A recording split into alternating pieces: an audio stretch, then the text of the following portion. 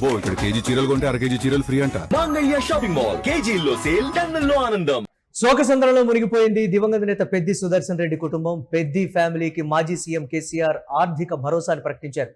పెద్ది కుటుంబం కోసం కేసీఆర్ తీసుకున్నటువంటి సంచలన నిర్ణయం పార్టీలో చర్చనీయాంశమైంది. తెలంగాణ రాష్ట్ర ఉద్యమ చరిత్రలో ఒక ముఖ్యమైన అధ్యాయం లాంటి వ్యక్తి పెద్ది సుదర్శన్ రెడ్డి అని కూడా ఈ నేపథ్యంలో చెప్తున్నారు. 1974 ఆగస్టు 6న వరంగల్ గ్రామీణ జిల్లా నల్లబెల్లి గ్రామంలో రాజిరెడ్డి అమృతమ్మ దంపతులకు జన్మించినటువంటి ఆయన చిన్న వయసు నుంచే రాజకీయాల్లోకి అడుగుపెట్టారు.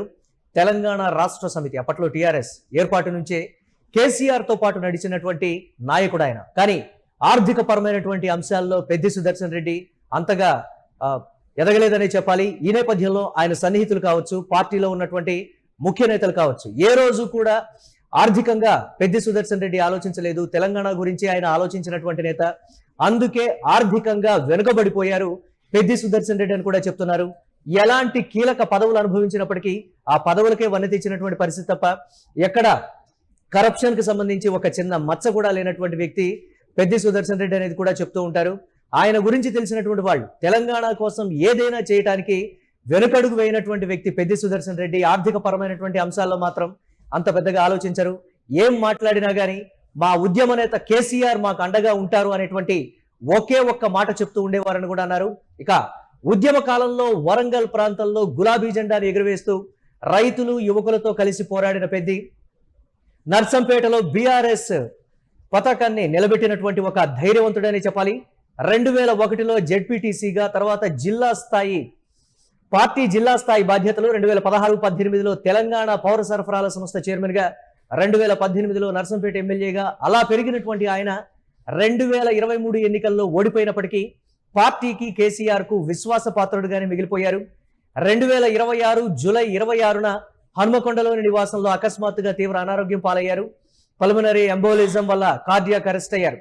ఇక స్థానిక ఆసుపత్రిలో సిపిఆర్, తర్వాత హైదరాబాద్ యశోద హాస్పిటల్ కు గ్రీన్ ఛానల్ ద్వారా తరలింపు, 5 రోజుల పాటు అత్యాధునిక చికిత్స, వెంటిలేటర్ మీద పోరాటం. కానీ 2026 జూలై 31న తెల్లవారుజామున 12:51 52 ఏళ్ల వయసులోనే పెద్ది కన్నుమూయడంతో కేసీఆర్ కూడా ఒకంత నిర్ఘాంత పోయారని చెప్పాలి. ఎంతో భవిష్యత్తు ఉన్నటువంటి నాయకుడు, మా పార్టీ కోసం ఈ నేపథ్యంలో అహర్నిశలు కష్టపడినటువంటి వ్యక్తి పెద్ది సుదర్శన్ రెడ్డి. పెద్ది సుదర్శన్ రెడ్డి మరణానంతరం ఆయన ఆర్థిక పరిస్థితుల గురించి ఆయన సన్నిహితులు కావచ్చు, లేకపోతే ఇతరత్ర పార్టీలో ఉన్నటువంటి కీలక నేతలందరి మధ్య కూడా చర్చ జరగడం, అలాగే భార్య పెద్ది సుదర్శన్ రెడ్డి భార్య కూడా మాకిప్పుడు దిక్కెవరన్నా అనేటువంటి, అలాగే కేటీఆర్ హరీష్ రావు తోటి చేతులు పట్టుకొని ఆమె బాధపడ్డటువంటి వైన మనం యూటీవీ స్క్రీన్ మీద ఎక్స్క్లూజివ్ గా చూస్తున్నాం. ఓదార్చినటువంటి పరిస్థితి అయితే ఉంది, భరోసా ఇచ్చినటువంటి పరిస్థితి అయితే ఉంది. కేసీఆర్ మీకు అండగా ఉంటారు, మీరు ఏ మాత్రం కూడా బాధపడాల్సినటువంటి అవసరం లేదు, పార్టీ మొత్తం కూడా మీ వెంటే ఉంటుంది, మీ కుటుంబానికి అండగా ఉంటుందని నిన్న చెప్పినటువంటి మరుక్షణం, అంటే రెండో రోజు, అంటే తెల్లారి ఇమ్మీడియట్ గా కూడా కేసీఆర్ తీసుకున్నటువంటి సంచలన నిర్ణయం. పార్టీలో ఆర్థిక పరమైనటువంటి భరోసా ప్రతి ఒక్కరికి ఉంటుంది, పార్టీ అందరినీ ఆదుకుంటుంది. ఎవరైతే పార్టీ కోసం కష్టపడి పనిచేస్తారో, అహర్నిశలు కష్టపడి పనిచేసినటువంటి వాళ్ళ లిస్టు కూడా నా వద్ద ఉందని కేసీఆర్ గతంలో కూడా చెప్పినటువంటి పరిస్థితి. వారికి వెన్నంటే పార్టీ ఉంటుంది అనేటువంటి మాట చెప్పారు. అలాగే ట్రీట్మెంట్ సమయంలో కూడా ఎంత ఖర్చు అయినప్పటికీ అధునాతన వైద్యమైన ఇతర దేశాల నుంచి వైద్యుల్ని పిలిపించాలన్నా కానీ పిలిపించండి, ఎంత ఖర్చైనా పార్టీ భరిస్తుంది అనేటువంటి ఒక ఆర్థిక భరోసాని కేసీఆర్ ఇచ్చినటువంటి పరిస్థితి ఉంది. కానీ దురదృష్టవశాత్తు పెద్ది సుదర్శన్ రెడ్డి చనిపోవడం, ఈ నేపథ్యంలో పిల్లలకి కావచ్చు, కుటుంబానికి కావచ్చు, ఆర్థిక పరమైనటువంటి అంశాల్లో తోడుంటాం అన్నటువంటి మాటకి 10 కోట్ల రూపాయలు పిల్లల పేరు మీద డిపాజిట్ చేసి వారి చదువులకు అయ్యేటువంటి ఖర్చు కావచ్చు, వారికి తర్వాత రోజుల్లో వారి కుటుంబం స్థిరపడటానికి కావాల్సినటువంటి అన్ని విషయాలను కూడా పార్టీ చూసుకుంటుందని ఒక కీలకమైనటువంటి భరోసా ఇచ్చినట్లుగా కూడా ఈ నేపథ్యంలో తెలుస్తోంది. మనం చూస్తున్నాం, నిన్న 3 లక్షల మంది దాదాపుగా నర్సంపేటలో అంతిమయాత్రలో 3 లక్షల మంది వరకు కూడా పాల్గొన్నారు అని అంటే పెద్ది సుదర్శన్ రెడ్డి ఏ స్థాయి నాయకుడో కూడా అర్థమవుతోంది. ఈ నేపథ్యంలో దాదాపుగా నర్సంపేట చుట్టుపక్కల నుంచే కాదు, ఉమ్మడి వరంగల్ జిల్లా నుంచే కాదు, హైదరాబాద్ నుంచి కూడా పెద్ది సుదర్శన్ రెడ్డి భౌతిక కాయానికి నివాళులర్పించడానికి వందలు వేలల్లో కార్లలో అంతిమయాత్రకు తరలి వచ్చినటువంటి పరిస్థితిని అయితే మనం చూసాం. ఈ నేపథ్యంలో దాదాపుగా 3 లక్షల మంది హాజరైనటువంటి పరిస్థితి అయితే ఉంది. ఎక్కడికక్కడ రోడ్లన్నీ కిక్కిరిసిపోయినటువంటి సిచ్యువేషన్ అయితే మనం చూస్తున్నాం. ఈ నేపథ్యంలో భార్య, కుమారుడు అలాగే కుమార్తె ధర్మిష్ట ఒక్కసారిగా ఒంటరిగా మిగిలిపోయినటువంటి పరిస్థితుల్లో కేసీఆర్ తీసుకున్నటువంటి ఈ నిర్ణయం ఆ కుటుంబానికే కాదు, పార్టీలో ఉన్నటువంటి కష్టపడి పనిచేసేటువంటి ప్రతి ఒక్కరికి కూడా ఎంతో భరోసానిచ్చిందనే చెప్పాలి. అలాగే అన్నలు శ్రీనివాసరెడ్డి, రవీందర్ రెడ్డి, సోదరి స్వాతి అందరూ కూడా శోకసంద్రంలో మునిగిపోయారని చెప్పాలి. వారికి కూడా ఒక భరోసానిచ్చేటువంటి ప్రయత్నం అయితే చేశారు కేసీఆర్. ఉద్యమ కాలం నాటి నుంచి ఎన్నో రకాల ప్రలోభాలకు గురి చేసినప్పటికీ గులాబీ జెండా వీడకపోవడం, కేసీఆర్ ను వదలకపోవడం, పెద్ది సుదర్శన్ రెడ్డి ఎంతో నీతి నిజాయితీతో పార్టీకి నిబద్ధతతో పనిచేసినటువంటి నాయకుడు అనే కన్నా ఒక గొప్ప కార్యకర్త, పార్టీ పటిష్టతలో ఈ స్థాయిలో కీలకంగా ఉన్నటువంటి వ్యక్తుల్లో పెద్ది సుదర్శన్ రెడ్డి ఒకరని కూడా కేసీఆర్ ఎప్పుడు చెప్తూనే ఉంటారు. ఈ నేపథ్యంలో ఆసుపత్రిలో చికిత్స సమయంలోనే కేసీఆర్ యశోదకు రావడం, ఐసీయూలో ఉన్న పెద్దిని చూసి కన్నీళ్లు పెట్టుకోవడం కూడా జరిగింది. డాక్టర్లతో చేతులెత్తి మా పెద్దిని కాపాడండి అని కూడా కేసీఆర్ వేడుకున్నారు అని అంటే పెద్దికి కేసీఆర్ కి ఏ స్థాయిలో అనుబంధం ఉందో కూడా మనందరికీ తెలిసిందే. కుటుంబ సభ్యులను పట్టుకొని ఆందోళన పడకండి, పార్టీ సాయశక్తుల కృషి చేస్తుంది, ఖర్చుకు వెనకాడడం లేదు అని కూడా భరోసా ఇచ్చారు. ఏ స్థాయి ట్రీట్మెంట్ అయినా సరే, విదేశాల నుంచి మెడిసిన్ తెప్పించాలన్నా, విదేశాల నుంచి వైద్యుల్ని తెప్పించి అధునాతనమైనటువంటి ట్రీట్మెంట్ ఇప్పించాలన్నా కానీ దానికి మేము సిద్ధం, ఎక్కడా కూడా వెనకాడేటువంటి పరిస్థితి లేదు. యశోదలో ఉన్నటువంటి హై ప్రొఫైల్ డాక్టర్లతో కూడా పెద్ది సుదర్శన్ రెడ్డికి సంబంధించి కేసీఆర్ స్వయంగా మాట్లాడి వెళ్ళిపోయారు. ఈ నేపథ్యంలో కేటీఆర్, హరీష్ రావు, సీతక్క అందరూ వచ్చి కుటుంబాన్ని ఓదార్చారు. కానీ ఈ నేపథ్యంలో పార్టీలకు అతీతంగా కూడా ఇతర పార్టీలకు సంబంధించినటువంటి నేతలు పెద్ది సుదర్శన్ రెడ్డిని చూడటానికి హాస్పిటల్కి వచ్చారు అని అంటే అజాత శత్రువు అనే చెప్పాలి.